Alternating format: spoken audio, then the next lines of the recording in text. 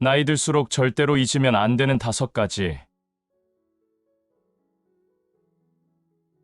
벌써 노후를 맞이했거나 혹은 아직 노후를 기다리고 있는 사람들이라면 여러 가지 조언들을 여기저기서 많이 들을 수 있습니다. 어떻게 보면 그만큼 불안한 우리들의 모습을 볼 수 있는 계기가 되기도 하죠. 여러 가지가 정말 많지만 노후 전문가들이 공통적으로 말하는 은퇴 준비를 하고 있는 사람이나 이미 은퇴를 한 사람들 모두 새겨야 할 노후 생활에서 절대 잊으면 안 되는 5가지가 있다고 합니다. 오늘은 그것들을 여러분들과 나눠보고자 합니다. 첫 번째, 자식을 버려야 모두 산다는 것. 자녀로 인해서 노부모가 죽게 되는 3가지 경우라는 섬뜩하고도 그냥 웃어넘길 수만은 없는 농담 같은 이야기가 있습니다. 첫 번째 경우로는 재산이 있는 부모가 손 벌리는 자식을 외면하면 맞아 죽고, 두 번째 경우로는 찔끔찔끔 주다가는 시달려 죽고, 세 번째 경우로는 다 내어주다가는 굶어 죽는다는 것이죠. 우스갯소리라도 이런 불상사를 당하지 않기 위해서는 일찌감치 자녀들에게 물려줄 돈 없다고 선언하고 돈에 대한 기대를 저버리게 해야 합니다. 자식들과 연을 끊고 연락도 하지 말고 살라는 말이 아닙니다. 관계가 틀어져서 연을 끊고 살게 되는 경우를 방지하기 위해서라도 좋은 사이를 유지하기 위해서 선을 긋고 그 선을 넘지 말아야 합니다. 자식을 버려야 모두 산다는 말은 자식을 버리라는 것이 아니라 이제 돌보아 줄 자식이 없다는 것을 부모도 자식도 다 알아야 한다는 말이죠. 다 큰 자식들 결혼시켜주고 다행히 경제적으로 여유도 있어서 살 집도 마련해 주었다면 부모로서 할 만큼은 다 해준 것입니다. 그럼에도 불구하고 결혼한 자식을 독립시키지 못하고 뭐 도와줄 게 없나? 둘 사이좋게 잘 지내고 있나? 뭘 차려 먹고 있나?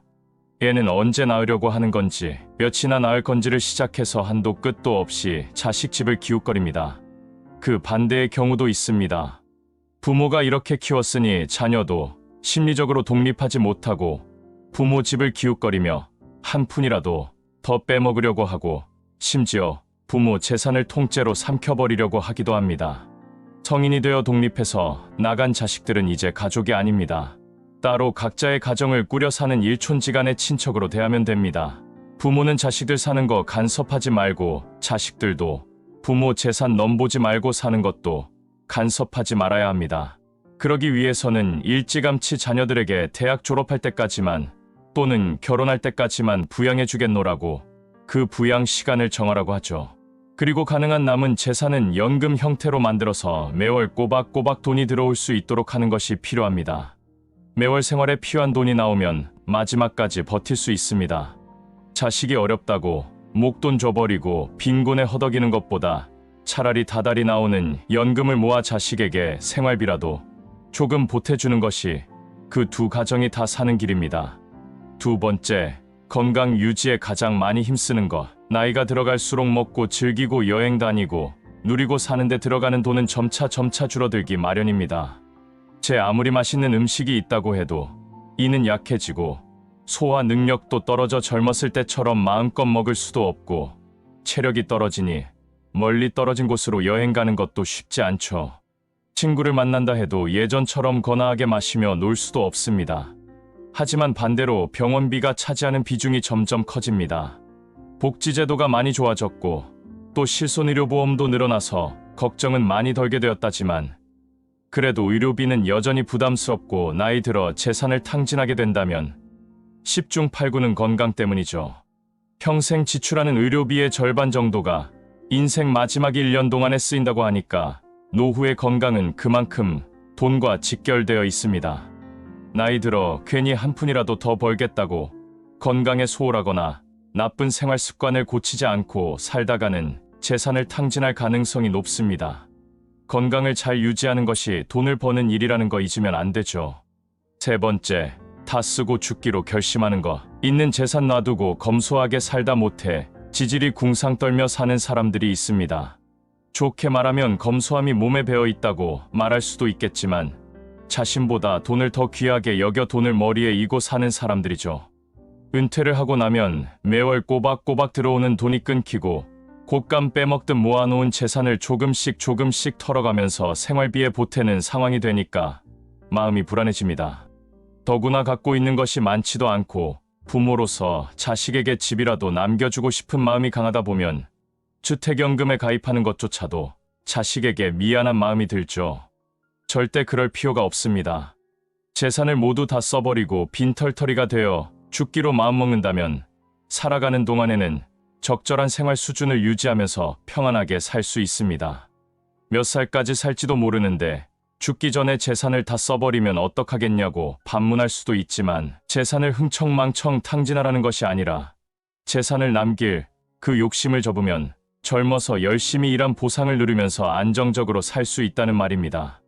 네 번째, 과거의 미련에서 벗어나는 것. 자신에 대한 자랑을 끊임없이 늘어놓는 사람들이 있습니다. 서울 출신 대학을 다녔던 회사를 가졌던 직함을 자신의 정체성으로 혼동하며 사는 가여운 사람들이죠. 과거에 연연하는 사람들 치고 은퇴 후 시간이 행복한 사람은 하나도 없습니다. 사람을 만나도 건네줄 명함 쪼가리 한 장도 없고 사람들이 자신의 학식이나 사회적 지위를 인정해주지도 않으니 복장이 터집니다. 은퇴 이후 현실이 초라해지고 싶지 않다면 명함이 없어도 자신을 사람들에게 충분하게 소개할 수 있는 정체성을 만드는 것이 중요하죠. 다섯 번째, 절대 비교하지 않는 것. 학교를 나와 사회생활을 같이 시작했는데 대할 시점에 와서 그 친구를 바라보니 우리와는 아주 다른 곳에 가 있는 것을 보곤 합니다. 사람마다 각기 다른 그릇의 크기가 있고 또 그릇들은 용도가 다 다르죠. 그저 용도가 다를 뿐입니다. 은퇴에서도 자꾸 잘 나가는 친구들은 물론 친척 또래 사촌들과도 비교하면서 나는 뭐 했냐는 자괴심에 빠질수록 자신이 무능하게 느껴지고 애꿎음 부모 탓하게 되고 세상에 불만만 가득 찬 못된 노인네로 늙어가기 십상입니다.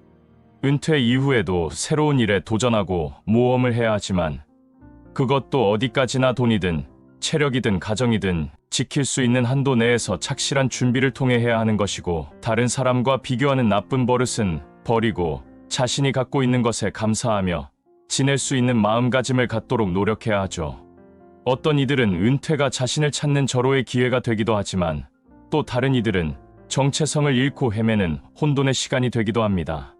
결론을 말씀드리자면 은퇴 이후의 생활이 평안하고 충만하기 위해서는 자식을 심적으로 물적으로 독립시켜야 하고 남은 재산을 연금화시켜 현금 흐름을 만들어야 하고 재산 탕진하지 않도록 건강 유지에 힘쓰고 과거에 연연하지 말고 현재에 주목하고 다른 사람들과 비교하지 말고 자신에 집중하는 삶을 살아야 합니다. 물론 모든 것을 지키기가 당연히 쉽지는 않지만 여러분 모두가 나이가 들면서 하나하나를 깨닫고 직접 몸소 느끼게 될 수밖에 없을 것이라고 생각합니다. 이 영상을 보신 모든 분들이 앞으로 더욱더 행복한 은퇴 생활을 보내시길 진심으로 바라겠습니다. 노후의 일상을 평온하게 해주는 한 가지, 나이 들면 인생에 대해서 가장 먼저 깨닫는 것이 인생이란 사실 따지고 보면 하루하루가 쌓여서 인생이 된다라는 것이죠. 그렇기 때문에 우리는 거창하게 인생을 어떻게 살 것인가를 생각하는 것도 중요하지만 하루하루를 어떻게 살 것인지, 어떻게 디자인할 것인지, 어떻게 계획할 것인지도 대단히 중요합니다. 그리고 그 하루하루는 역시 아침에 눈을 떠서부터 잠자리에 들어갈 때까지 여러 가지 순간들이 모여서 하루를 이루죠. 그렇기 때문에 우리가 아침에 일어나서부터 잠잘 때까지 나타나는 여러 가지 일상을 어떻게 맞이하고 어떻게 관리하고 어떻게 질서 있게 만들 것이냐 하는 것은 대단히 중요합니다. 이것을 잘하면 결국은 하루를 끝마치고 침대에 누웠을 때 마음이 평온하고 행복하게 다음날을 맞이할 수 있게 됩니다. 그러면 그 하루를 잘 디자인하고 기획하고 맞이하면서 또 순간순간마다 어떤 일을 할 때마다 평온을 유지하는 그런 방법이 여러 가지가 있습니다.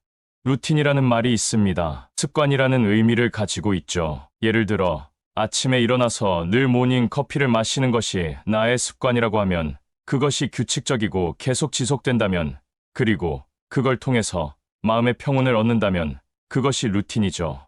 단지 카페인 중독 때문에 커피를 마신다면 그건 루틴은 아닙니다. 그런데 하나의 의식으로서 절차로서 내 마음의 고요함과 평온을 유지하기 위해서 커피를 정해진 시간에 마신다면 그건 분명한 루틴입니다. 사실 루틴이나 징크스나 비슷한 것 같지만 좀 다릅니다. 징크스는 부정적인 자기 암시입니다. 이렇게 하니까 망하더라. 예컨대 시험날에 미역국을 먹으니까 점수가 안 좋게 나오더라 하면은 그것은 미신적인 믿음의 징크스라고 하죠. 반대로 루틴은 나는 어떠어떠한 것을 하면은 마음이 평온하더라. 마음의 질서가 잡히더라. 이런 긍정적인 자기 암시가 루틴입니다. 우리는 나름대로 가치가 있고 의미가 있는 이것을 이용해 볼 필요가 있습니다. 그런데 의외로 세계적으로 유명한 사람들, 세계적이 아니더라도 우리 주위의 유명인들 거의 대부분이라고 할 정도로 루틴을 가지고 있습니다. 우리나라 세계적인 선수 김연아 선수도 그런 루틴이 있죠. 김연아 선수는 빙판에 나가가지고 게임에 들어가기 전에 시계 방향의 반대 방향으로 한 바퀴 돌고 경기에 임하는 것이 그 나름의 루틴이라고 합니다. 그렇게 하면 마음이 다잡아지고 평온해지면서 이제 드디어 시작을 한다 하는 것을 알리는 것이죠. 그뿐 아니라 우리나라 국민들이 거의 다 알고 있는 서장훈 선수는 굉장히 깔끔하고 엄청나게 정리정돈하는 사람으로 소문나 있습니다. 그것조차 본인의 루틴이라는 거죠. 즉, 큰 전쟁을 앞두고, 큰 경기를 앞두고, 큰 대사를 앞두고 우리가 목욕 재개하는 그런 마음가짐으로 그분은 그렇게 깔끔하게 정리정돈을 해야만이 마음의 평온을 갖는다는 것입니다. 그래서 이 루틴을 우리가 잘 활용하면 오늘날과 같은 이 험난한 시대를 살아가는데 아주 요긴할 수 있습니다. 요즘 하루는 너무나도 불안합니다. 여기저기 뉴스에는 온갖 극악무도한 사건들로 가득 채워져 있죠. 이렇게 늘 불안하고 짜증나고 분노하고 정말 마음이 흔들리는 이때 나름대로의 마음의 평온을 갖는 것은 매우 중요합니다. 그것뿐만 아니라 일반 직장인들도 허겁지겁 그냥 엘리베이터를 탈 때부터 그냥 1분 1초를 다툽니다. 어쩌다가 엘리베이터 한번 놓치면은 지각하는 경우도 많죠. 지하철을 타고 버스를 타고 그리고 직장에 도착해서 허겁지겁 일을 하다 보면 하루를 망칩니다. 그렇기 때문에 아침에 일어나서부터 마음의 질서를 잡는 나름의 루틴을 가지고 평온한 가운데 질서 있게 순서 있게 하루를 생활하는 것은 매우 중요합니다. 그렇다면 루틴은 어떻게 짤 수 있을까에 대해서 나눠보고자 합니다. 우선 루틴은 시간을 기반으로 짤 수 있습니다. 시간을 기반으로 일어나면 무엇을 하고 몇 시에는 이것을 하고 몇 시에는 반드시 잠을 잔다라는 식의 루틴입니다. 그렇게 마음의 평온을 갖는 겁니다. 그래서 시간으로서 이 루틴을 삼을 수도 있습니다. 두 번째는 순서로 루틴을 잡을 수 있습니다. 예컨대 나는 아침에 일어나서 반드시 모닝 커피를 마시고 그 다음에 무엇을 해야 된다 이러면 이것이 순서에 의한 루틴입니다. 꼭 아침뿐만이 아니라 예를 들어 점심 식사를 한 이후에 5분 정도 반드시 명상을 해야만이 오후에 마음의 평온을 찾는다 하면 그것도 순서에 따른 루틴입니다. 그 다음에 세 번째는 정리정돈으로 루틴을 삼을 수 있습니다. 서장훈 선수와 비슷하게 정리정돈함으로써 루틴을 삼는 사람도 의외로 많습니다. 중국 시대의 공자도 돗자리를 깔고 앉을 때에 그 돗자리가 조금 더 이렇게 삐딱하게 되면은 앉지 않았다고 합니다. 반드시 바르게 깔린 돗자리에만 앉았다는 얘기죠. 이것이 삐뚤어지면은 스스로의 마음에 혼란이 오기 때문이라고 합니다.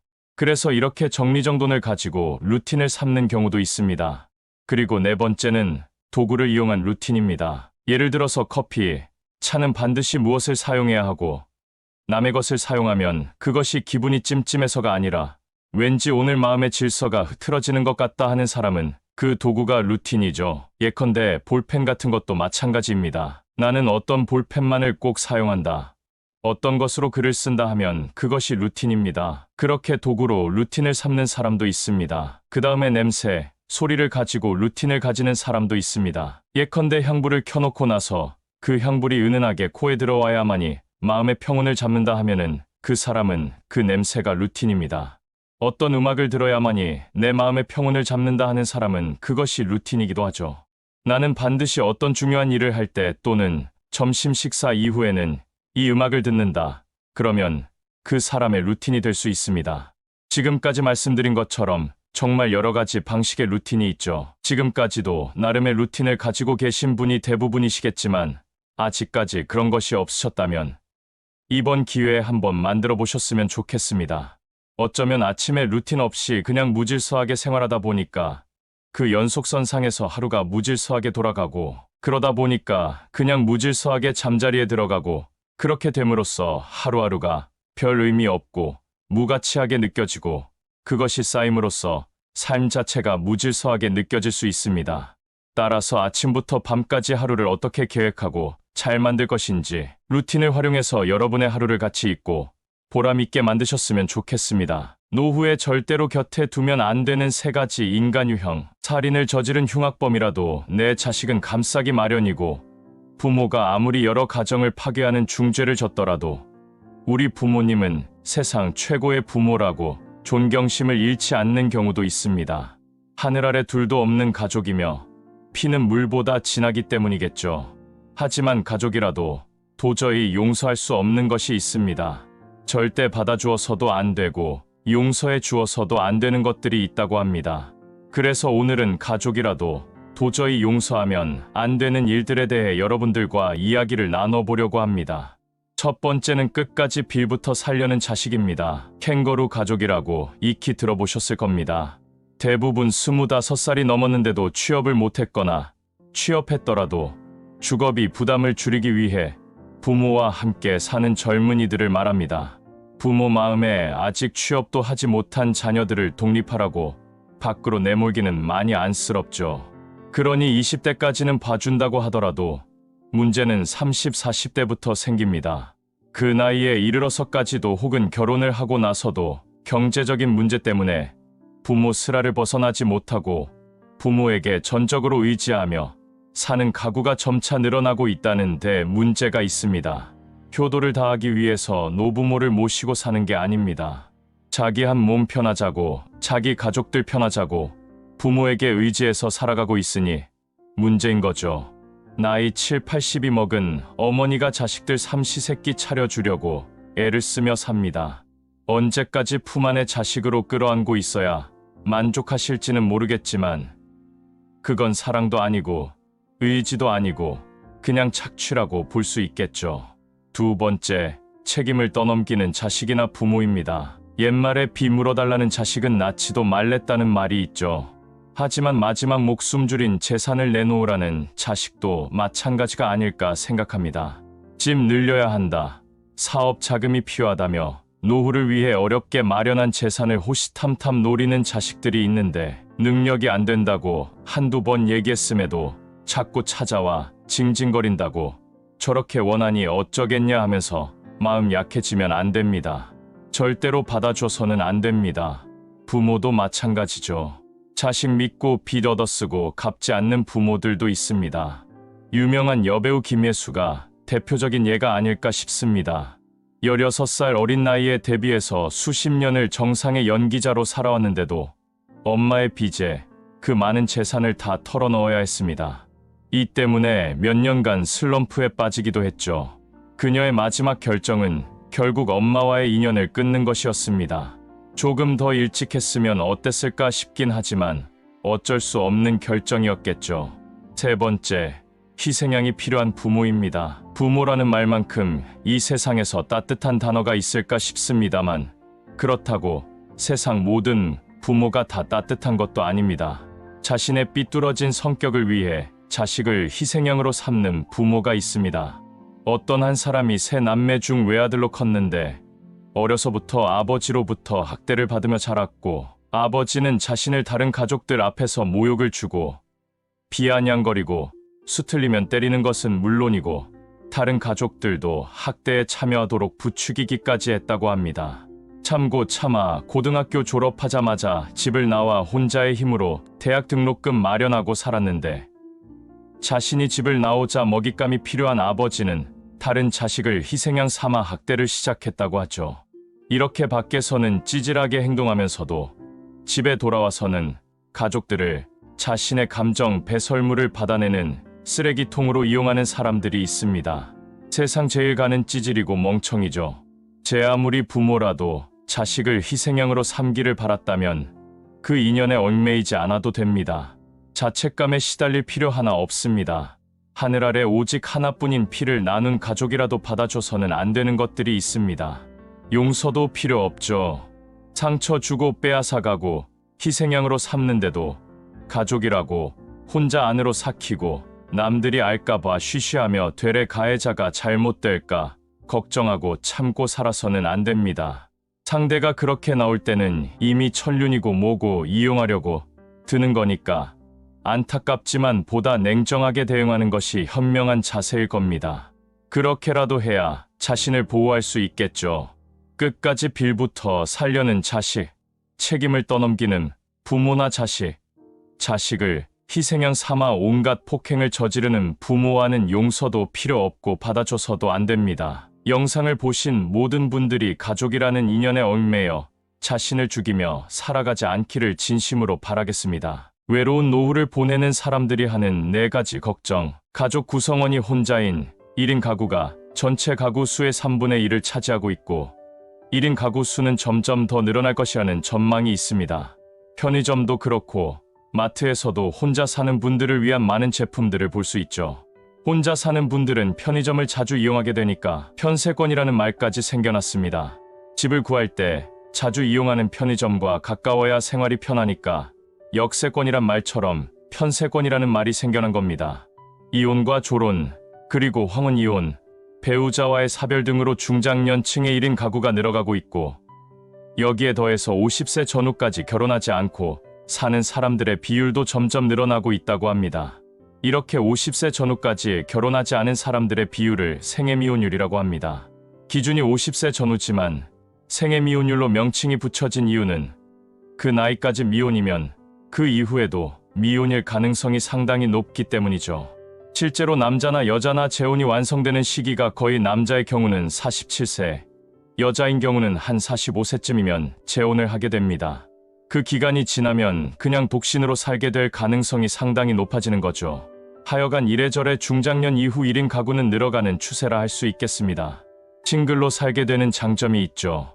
자신이 좋아하는 취미를 자유롭게 즐길 수도 있고 자신이 원하는 것을 원하는 시간에 누구의 참견과 간섭도 없이 그냥 할 수 있습니다. 일에 지장만 없다면 자유롭게 훌쩍 여행을 떠날 수도 있습니다. 하지만 모든 것에는 밝은 면이 있으면 어두운 면이 있는 것이 세상 이치입니다. 노후가 예외 없이 혼자 사는 분들에게도 찾아올 겁니다. 그 나이가 되면 부모님도 계시지 않을 가능성이 높으니 돌봐줄 가족 한 명 없이 긴 노후를 혼자서 외롭게 감당해야 할 수도 있습니다. 그래서 오늘은 50세 이후에도 혼자 사는 사람들이 걱정하는 4가지에 대해 이야기해보고자 합니다. 인생은 어차피 혼자라고 할 수 있지만 그래도 오늘 이 4가지를 한번 미리 알아보고 준비하셨으면 좋겠습니다. 작년 6월경에 한 결혼정보회사가 이혼과 졸혼 그리고 배우자와의 사별 등으로 50세 이후 혼자 사는 분들이 가장 걱정하는 것이 무엇인지에 대한 설문조사를 했습니다. 남자 575명, 여자 425명, 이렇게 합쳐서 1,000명을 대상으로 실시한 조사입니다. 50세 이후 싱글들이 걱정하는 4가지. 첫 번째, 경제적 도움이 부족하다. 설문 응답자 중 10%가 경제적인 문제를 꼽았습니다.